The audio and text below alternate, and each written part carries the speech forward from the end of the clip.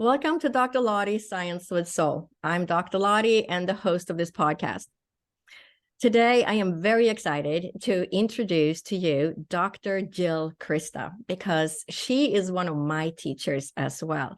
And I learned how to treat mold toxicity from Dr. Jill Crista. So Dr. Crista, she is a pioneering naturopathic doctor. She's a best-selling author, devoted educator, and creative innovator. Her superpower is to make complex medical concepts simple and digestible for the average person. She is the author of Break the Mold and A Light in the Dark for PANDAS and PANS. Dr. Jill's passion is to elevate the well-being of the planet via the well-being of her inhabitants. Her books, memberships, and online courses support those wanting concrete steps to conquer health challenges. Dr. Jill focuses on conditions that cause injury to the brain and nervous system, including mold, PANS, PANDAS, Lyme disease, and concussion. So a warm welcome to you, Dr. Crista. It's such an honor to have you as a guest today. It's so honored to be on your podcast. To say I am obsessed by your podcast is understatement. I just love how you bring all the tools on the table. It's wonderful. So thank you so much. I feel very honored. Well, I'm honored to have you as a guest, and I can't wait for you to share all your knowledge. There's so much knowledge about mold. So I barely know where to start, but people who are listening and thinking, could I possibly have a mold toxicity? We did have that mold in the ceiling in the bathroom. Can you start by just talking about the different symptoms that somebody would experience if they had a mold toxicity? Sure. I think maybe it helps for people to understand how mold can affect the body. So I'll just give a quick rundown before the symptoms, because then the symptoms make so much more sense. We have mold spores, mold fragments. So that's where mold is dormant or dried out, and then it gets broken up. So that's the classic time when you get a fragment exposure is somebody remodels a bathroom and they didn't know there was a leak there. And it was an age-old leak. It had been fixed, but they never remediated. So we have spores, spore fragments, the chemicals of actively living mold. So this is, these are going to be the things that happily living mold, digesting mold, metabolizing mold will off gas. So I kind of joke they're mold farts because they're just off gassing. This is just what it's doing. And so those are things like aldehydes. So if people are formaldehyde sensitive or sensitive to like new furniture, new car smell, that's an aldehyde. Mold is also doing that. Alcohols. So I have some patients who say it's so weird when I'm in my house, I kind of feel buzzed, like I've been drinking. My vision's a little blurry and I'm a little slow thinking and slow reaction and I'm tired. And then there's a happily living mold chemical called MPA or mycophenolic acid. We actually use this in medicine to suppress the immune system because it's such a good immune suppressor. It helps people who have transplant organs not reject that organ. So why would mold make that? Because what mold is trying to do is move into your body eventually. That's what it's trying to do, is just do its job of composting. If you're stagnant and you're not energizing your body and all of these things that we do to our bodies, it will just come and help us compost. So MPA is one of those chemicals. But then there's the fourth thing. So spores, spore fragments, off-gas chemicals, and the fourth is mycotoxins. And these are what I kind of look at the intention in a toxin. All of the things before this is mold, spores, is just like, mold just trying to do its job on the planet to recycle. It's the greatest recycler. Fragments, there's no real intention in the fragment. It's just broken up. The chemicals, there's no real intention in those. They're just emitted, from living. Mycotoxins are made with the intention of the mold to harm another living thing. And why it's happening is that in a water-damaged environment, usually on the inside of a house, we have the food that mold loves, and then all it needs is a little watering. It's just like becoming a mold farmer. We just put a little water and moisture in there. And when I say water, that's just moisture. It doesn't have to be a big flood. Mold can grow at over 50% humidity. So if somebody is in a really humid environment and they have a lot of clutter and they're really bad about dusting, you can have a mold problem just from that, which is shocking to people. The mycotoxins are made then, if you have the perfect situation for mold to grow, many mold species will want to come and live there, and then they will compete with each other for that property. And those toxins are they're expensive for the mold to make. They're hard on them. So if you have mycotoxins in the environment and we find them in your body, we know that you've been exposed to multiple mold species. And as we detoxify you and as we uncover the problem, more things will probably be found. So we have mold spores, fragments, chemicals, mycotoxins, and the spores that we know is they're very allergic. They can cause a lot of allergy reaction. And if you look on the CDC website of what's the definition of mold-related illness, that's basically going to be like spore illness, things from spores. So that's your classic, what probably most people are thinking of as they're listening right now are thinking, oh yeah, I have a friend who has a mold allergy. So that's the spore problem. So it can be sinusitis, runny nose, postnasal drip, hay fever type symptoms, worse in the wet seasons, maybe a little bit better in the dry seasons, and some irritated lungs. There's a high correlation of mold and mold fragment exposure causing asthma and asthma exacerbations when you go into like a moldy restaurant or a moldy hotel. So those are kind of the ones we all think about. And then way down the end of that line is mold infection, which is aspergillosis. So that's somebody who has immune suppression, that mold has actually infected their respiratory tissues.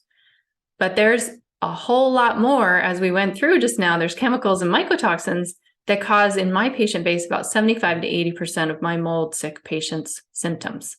And these are oil soluble or fat soluble, we can think of it. And when a normal person hears fat soluble, they're thinking, fat tire, booty fat, that kind of thing. When a doctor hears fat soluble, we know that means brain and nervous system. We know that means gut lining. We know that means the eyeball. We know that means the linings of all of our cells and all of our mitochondria, which are the powerhouse of our cells.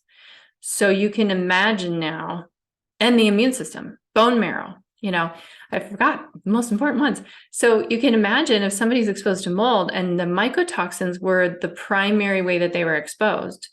So let's tell a story how that could happen. If someone they have a slow drip leak of a shower. Maybe the tile is coming away from the shower box and you get that fine little crack there and they need to caulk it, but they haven't gotten around to it. Oh, whatever, and so you get that little spill every time you take a shower, every time the kids take a shower, and that's enough water to get that water trapped and create a rampant mold problem that you don't smell.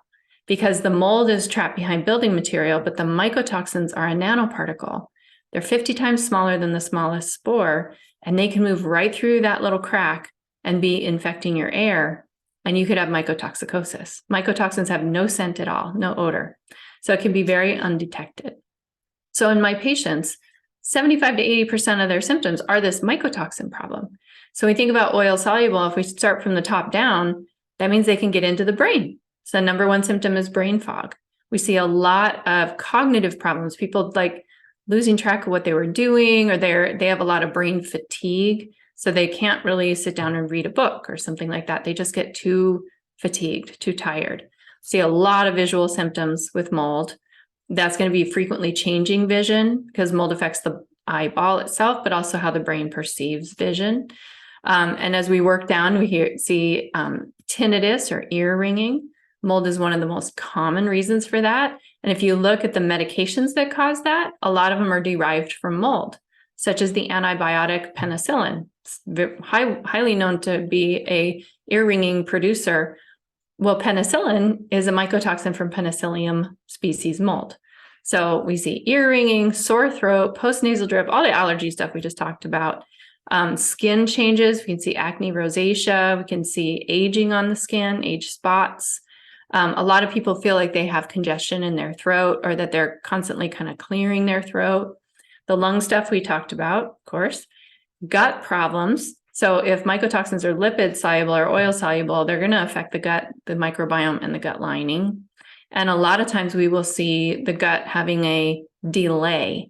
So it doesn't squish down peristalsis the way it's supposed to. And that can set the stage for more food sensitivities and also for SIBO, or small intestinal bowel overgrowth.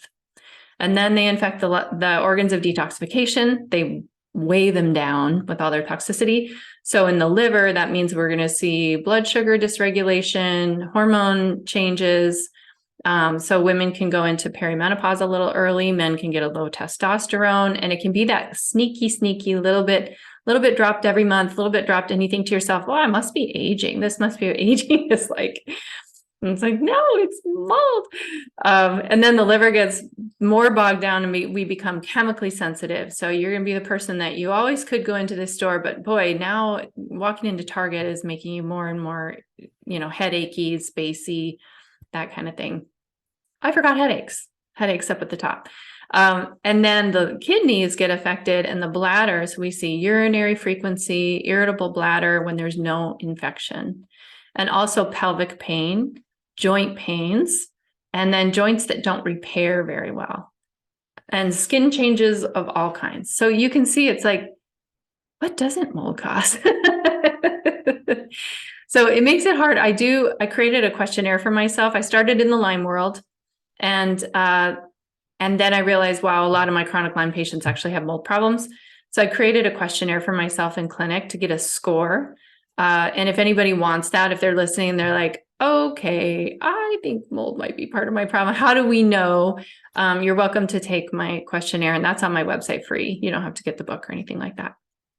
So did I run through? Is there anybody I missed? Because you're mold literate certified. So no, I'm right there with you. I mean, the symptoms that people have are just all over the place, and they've been to the doctor, but then they're told there's nothing wrong with them because it doesn't fit into any test that they, if they have joint pain, but they don't have rheumatoid arthritis, so they test negative, and then they have all these other symptoms. So it's absolutely fascinating, all the different symptoms that mold can create, because it's not like you have a mold toxicity, now you're going to have symptom A, B, and C. No, you can have symptoms from A to Z. Right? Yes. It can be almost anything. And even within the same family, I see one person has hives, and the other person has eye discharge and brain fog. And it doesn't even match within the same family. So it almost looks like they have two different things going on, but it's just a mold. Right. Yeah. Right. So when the family, they think, oh, we're so unlucky. Or, well, we have bad genetics, Right. It's like, oh, you have a bad home. Yeah. Yeah. And so because I know that people can get mold toxicity, from work, and they're sitting at work. So can you talk a little bit about how it can hide in buildings and structures? So you might not be aware that you've had a mold exposure. Yeah. And, because we've normalized water leaks. Like if you just go into any commercial building and look up at the ceiling tiles, how many of them have a yellow stain? And, the problem in the indoor environmental professional world is the hyper focus on spores. And up to this point, they've been told mycotoxins are kind of a made up thing. They don't really matter. So they're going in and testing for spores. And a lot of them are doing air sample testing, which is, we could talk about that. I'm not a building expert, so I try to stay in my lane. But, if you go into a lot of commercial buildings, they have had wet carpet, they've had a roof leak, they have ceiling tile stains, and their environmental professional says, well, that's a stain, and not every water event creates mold. Well, if you didn't get it cleaned up in the first 24 to 48 hours, you betcha it created mold, because that's how quickly these molds can grow. Any mold plate test, which I'm not a huge fan of these because they miss 90% of the indoor toxic molds. But if you do find mold on these plates, then you have a mold problem. If you don't find mold on those plates, you still could have a mold problem. But there's a reason why they say uncover it for a short amount of time, or, for 24 to 48 hours, because that's how long it takes to grow mold in anything, not just one of those plates, but in your indoor environment. So we see from occupational studies that it's kind of a coin flip. 50% of the people, when they get out of that moldy building, have a lift of their symptoms, either by the next day or over the weekend that they're not at work. 50% of the people do not have an improvement.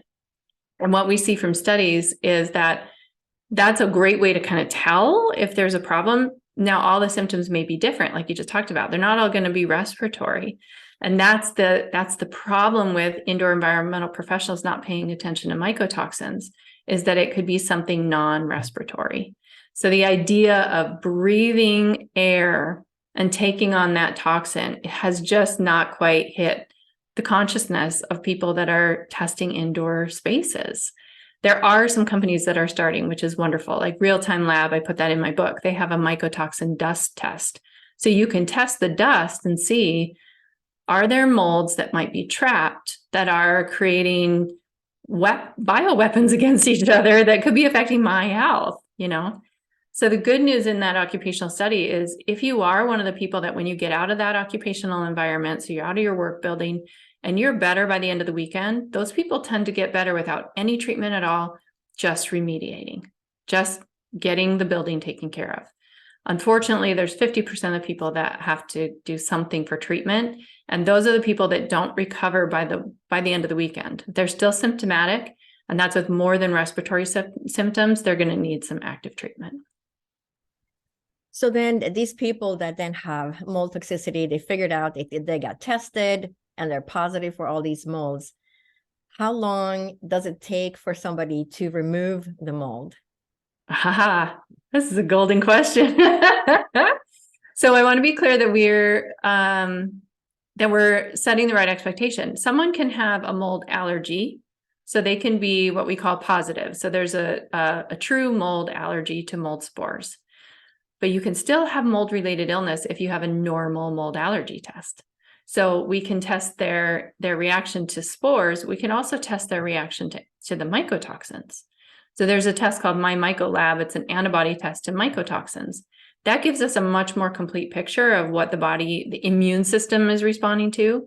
And then there's ways to test the mycotoxins through urine, which is an excretion test, which gives us an idea sort of what's the daily dump or what's the body burden, depending on how we run that test and which test we choose.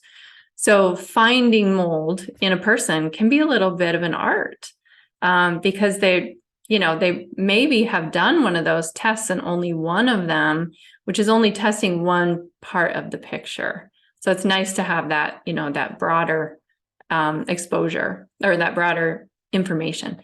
So how long does it take? If we can run all of those tests, it gives us a much better, in medicine, we call it prognosis. How long is it going to be that you're on this? So if I see someone who has mold allergy, which means their mast cells are now engaged in the process. And you had the amazing Dr. Tanya Dempsey. If anyone has not listened to that podcast, it's an amazing podcast, and she covers so much information about mast cells and mast cell activation syndrome. So if they have mold allergy and the mast cells are engaged, that's going to increase their timing of how long they'll be at this. If they don't have mold allergy, it reduces the timing a little bit. So now if we do a mycotoxin antibody, that will, if we can get them out of mold, typically that comes down pretty quickly because they're no longer exposed to the mycotoxin, other than what's left over in their body.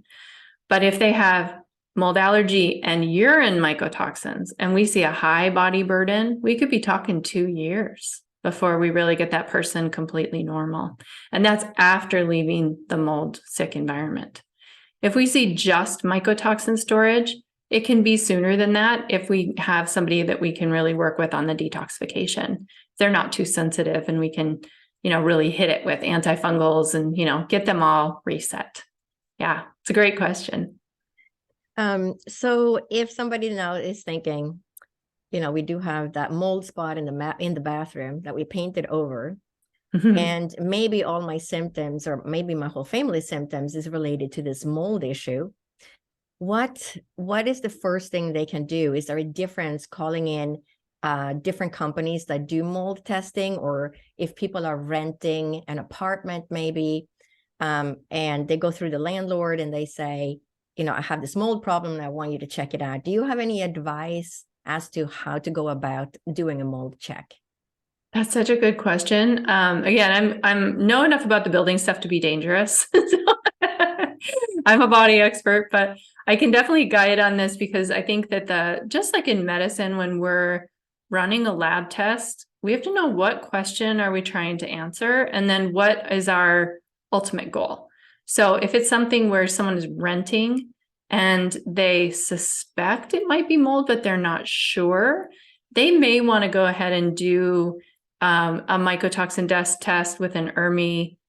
And remember that an ERMI score is very problematic. So you want to use an expert then to look at that and say, what species do you see? How problematic is this? If you are doing your own testing, there's so much fraud in the insurance industry that you doing your own testing won't hold up in any kind of legal thing. So if you have a good supportive landlord and you can run your own first, like, let's just check and see, let's just check. I would not recommend a mold plate test for that one because it can miss quite a bit of the mold. So doing an ERMI plus a mycotoxin dust test. There are companies that run something called an EMA, but their ERMI is a little incomplete. So it's nice to do an ERMI, a regular ERMI, and then the mycotoxin dust test. That gives you good information as just a survey to say, okay, I think my place is all right, or I think I have a problem. And that's when you call in the professionals to say, help me prove there's a problem here. So having the independent third party is so, so important in getting that advocate for you. Same thing if you own your own home. If you are, if you're trying to understand what's the extent of it, that's why I put the mycotoxin dust test in my book, because it's been so great for people to just keep on top of it as well. Like every time you change your furnace filter, run a mycotoxin dust test and keep surveying. How is your space? What's the health of your space? But if you were able to do that in an ERMI in your own space, that may give you some information if you're doing them both correctly. So follow the instructions to a T. Don't be running air filters. Don't run, I have people who have really beautiful ERMIs, and then I'm like, did you have the air filter running? Oh yeah, right up until the day we took our dust test. So follow all the instructions to make sure that you're getting a good sample. And if you see a problem, and this is a place that, it's your home, obviously you want to invest in it. It's so worth hiring the inspector to just do a once over. Do we have a problem? Where is it? Is this something we can take care of? Sometimes it's just a bathroom or just a refrigerator drip or something like that. Or an attic problem, or a crawl space, which why do we have dirt crawl spaces? They're very problematic. But if you know you have a mold problem, like you really suspect it, don't waste the money on doing your own testing. Get the third party in there, because you will need that advocate with your home insurance as well. So then hire the inspectors. They're not all created equally. So I just want everyone to know that landlords and building owners, occupational building owners, they hire companies that are going to just walk in and do a single air sample in the middle of a room and call that an assessment. That is not an assessment. A very skilled, mold savvy, mycotoxin informed inspector is going to take hours. In a typical, single family home, they're going to spend 2, maybe 4 hours. And the most important tool they have is their eyeballs. These guys they spend their life's work learning how to do this, and they can find mold when you never ever considered it in a space, because they're looking for all the little signs. Yeah, I hope that helped. I'm trying to think if I'm covering everything. No, I think that was great advice, because it's so important to understand, like you said, don't just go with that one person and then they say, oh, everything is just fine, when actually you might have a lot of mold in your structure or building. But you have a lot of information on your website that is completely free, and people can go and learn about mold. And so just tell people about your website. Yeah, my website is drcrista.com. And if you go to the bottom in the footer, there's something called the pearls page. So I put all my little pearls out there. I'm also on social media on Instagram, Facebook, and I have a YouTube channel which is short, easy to digest videos on mold and how to All the little things, All the little There's things we need years to and know. years, Right. years and years of things that you can just sit and binge all the things. Because with Right. with mold, you have brain fog. So I tried to make all of the things very small and bite-sized. But you're also on YouTube, right? Yes. Yeah. And you have Yeah. videos there so you can go watch and learn more. So I Yes. also want to talk about PANS, PANS and PANDAS. So can you tell us, first of all, what does those acronyms stand for and what is that? Sure. So they're kind of both underneath an umbrella of autoimmune encephalopathies. So or encephalitis, which means the body attacking itself in the brain. So just to put very, very simply. And so these are two separate conditions because the cause of each is a little different, but they look very similar. That's why a lot of people will say, well, why don't we just call it all this or call it all that? Why are we calling it different things?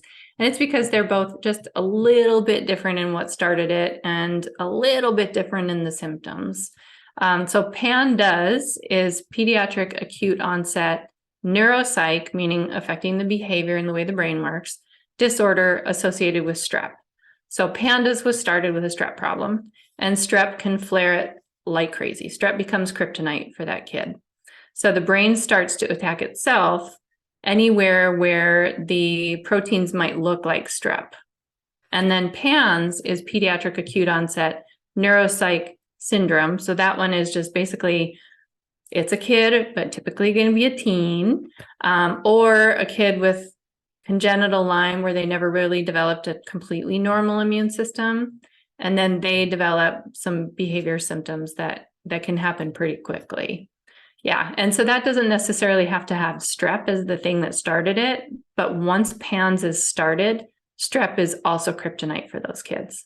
So a lot of people will be like, why are you talking about strep? This isn't strep wasn't the thing that started this.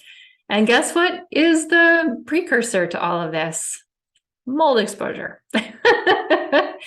So that's why I talk about them, because I also am a mom of two kids with PANS, my twins, but also it's, the high correlation with mold exposure. Wow. And so they have a mold exposure and then they can have these neuropsychiatric problems. So how does somebody spot that? Is it just something that comes on very suddenly? And what are the different symptoms that would typically show up for a child? Sure. The classic PANDAS is an overnight problem, and it's following a strep infection of some kind, but that strep infection could have been weeks prior. But we're able to kind of go back and tie it to that. What I see in practice is that there's a precursor immune deficiency state. So the body is challenged with an infection or a toxin when the immune system wasn't up for it. People don't think about this. The immune system is also part of our cleanup crew. It cleans up garbage and debris and turns over cells and, munches cells down into little component parts like little cell vitamins, and then sends that out to the body to eat more, to any cell that might need that, like iron or, calcium, all these things that we know are really good for us. The immune system is in charge of that cleanup crew as well as fighting infection. So if they are gommed down with all this toxin from our environment, the immune system wasn't up for the infection that it was faced with. And so I forgot your question. Oh, the symptoms. Okay. So they're going to be, and in PANS, it can be a little more subacute, meaning there was an overnight change, but it might have looked like the kid finally getting it, that they have to wash their hands and brush their teeth and line up their clothes. But that could be part of the symptom picture, which is anxiety, obsessive compulsive disorder, tics, and they might have a really cute tic that you'd be like, oh, it's so cute how she always jumps when she stands up, or twirls or something like that. And like, oh, she just loves her little dresses. That could have been the very first acute time that happened, but then each flare after that gets more and more severe to where it impacts the child's ability to have their daily life. And that's the key, is that even though the classic diagnoses are these symptoms and these behaviors are severe enough to impact daily life, there are a lot of kids that have low grade PANS running around that are just a ticking time bomb for things to get worse and worse and worse.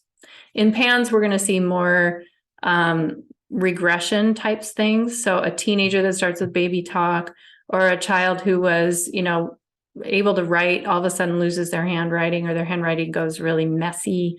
And then a lot of attachment issues. So attachment to parent, attachment to room, those kinds of things. And we might see new fears. So it comes out looking very behavioral, but it is a body physical problem. And we can, by correcting the physical problem, the behaviors are corrected.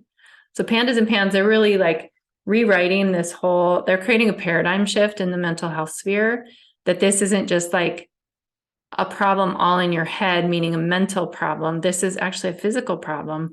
And I think all of us that have been treating complex chronic illnesses like mold and Lyme and mast cell activation, we know that these conditions affect how the brain functions, and that affects our behavior, causes depression, anxiety, all kinds of things. So any parent that's listening now thinking, wow, maybe that is the problem. What should they do? Are regular pediatric physicians trained in PANDAS and PANDAS, or? They are not. This is a burgeoning diagnosis. It's a lot like in the mold world. I feel like mold will be the thing that everyone's on their radar in 20 years, hopefully sooner if I'm doing my job and those of us are out here educating. But PANDAS and PANDAS is slowly making it through the education, but it started initially in the National Institutes of Mental Health.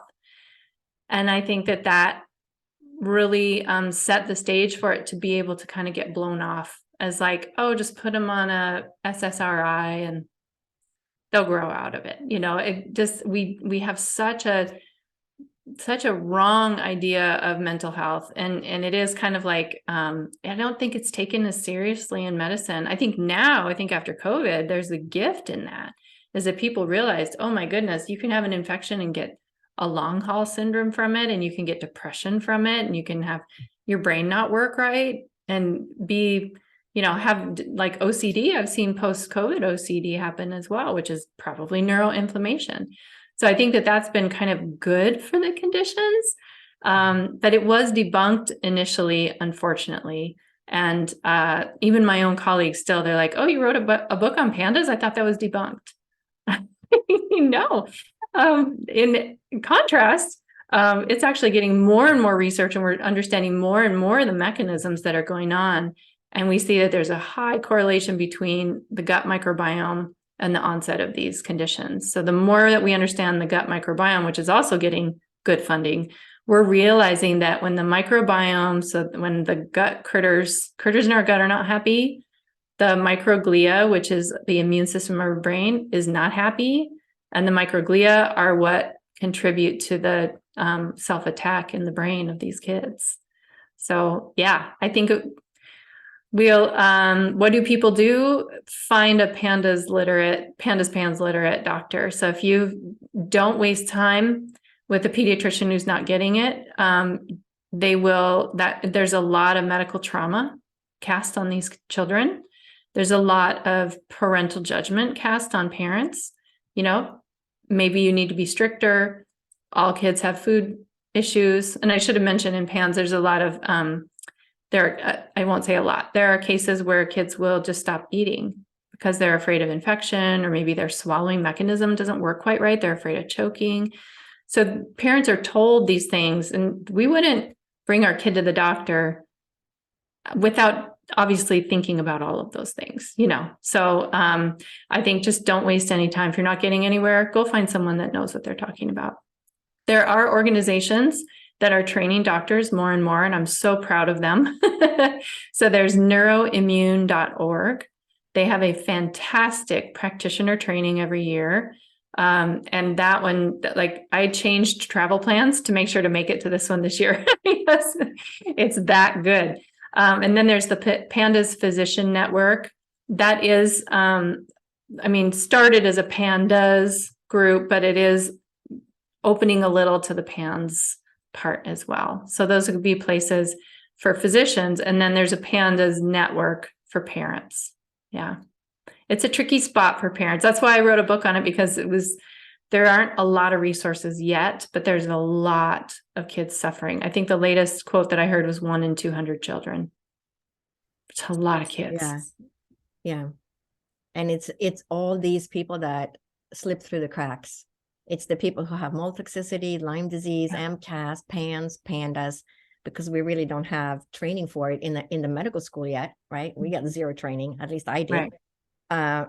That wasn't even considered. There's so many other diseases that we do know how to treat, and we do have tests for them. And that's what medical school focuses on. So all these other people that have, you know, the weird things going on with them, right? They go to the doctor and they're just gaslit, because so many people have told me that the doctor just said, oh, it's all in your head. Yeah. And, you know, they test positive for Lyme or mold or something else. And it's fascinating how our Western medical system can be so efficient and so good and at saving lives, but we are so bad at these chronic conditions because it's because the doctors don't have the tools yet. They don't have the tests that can confirm that something is wrong. So they honestly don't know what to do. It's not that they're a bad person. They're just not trained. So they don't know what to do. And I understand you when you say, don't waste your time, go find somebody that understands the problem. Yeah. Because we aren't trained in everything that's out there. So I know we're coming to a close of this, but I want you to tell the listeners about your 2 books and where they can find them. Sure. So the first book is Break the Mold. And the second is A Light in the Dark for Pandas and Pans. You can get it wherever you get your books. If it's Amazon, Barnes and Noble, that kind of thing. You can also get them from my website at drcrista.com. Break the Mold is in 3 different versions. It's in an ebook version and also audiobook through Audible. And the Pandas is a print version, and also ebook, and we're working on the audio right now. And then the Break the Mold one has been written into 5 different languages now. So if you live in a different country, you may be able to find it in your language so you can learn it in your own way. So that would be Polish, German, Chinese, Greek. Forget, I'm looking at my book. Yeah, so those so far. Yeah. That's just wonderful news, because there's no information out there, and I would recommend Dr. Crista's book highly, because there's so much information in there, and you will get such a good idea of what to do and, you know, how to go about your whole mold issue. So, and your website, can you tell them again your website? And I will put your website in the podcast notes as well, so you can just click on it and go find her. Great. It's drcrista.com, drcrista.com.